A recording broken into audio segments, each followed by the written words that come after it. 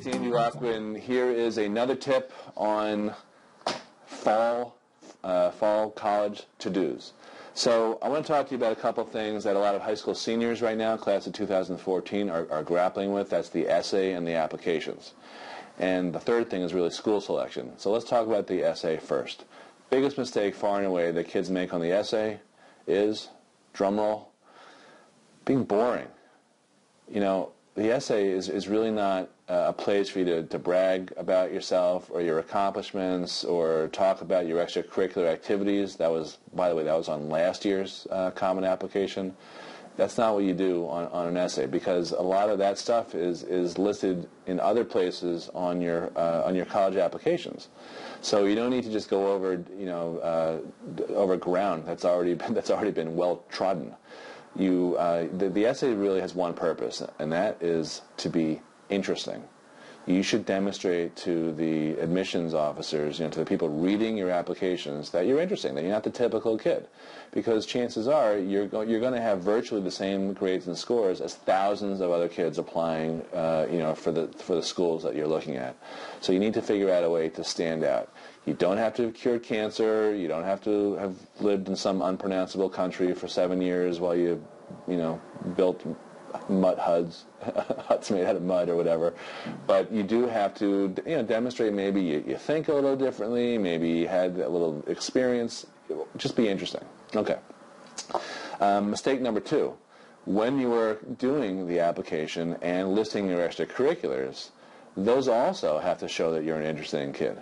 Your extracurricular activities, and this is really not really so much for seniors, although I do make some last-minute changes for seniors when I see them. But if you're a junior or you're a sophomore or younger, you should be thinking about engaging in activities that are atypical, not the same set of stuff that everyone else does. It's great to be in Spanish Honor Society.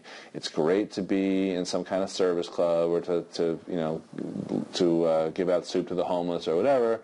It's not atypical. The atypical student will start a club or will get involved in some sort of special project because he loves learning. Because not to look good on college applications. It's very boring. It's the opposite of atypical for a competitive college to see a kid who's taken 15 APs and joined every club that there is. That is not special. That is not what top colleges are looking for. Last tip.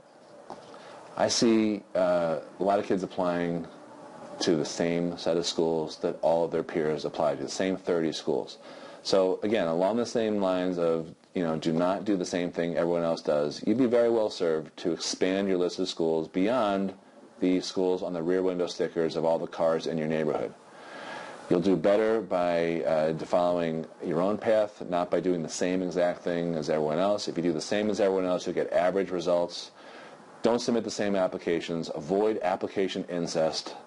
Follow these tips and you will be much more successful in the college application process. For more information and to download a free copy of my book called How to Pay Wholesale for College, which we used to sell at $39, but I just revised it, so now it's free. You can go to my website, andylockwood.com. Thank you very much for watching.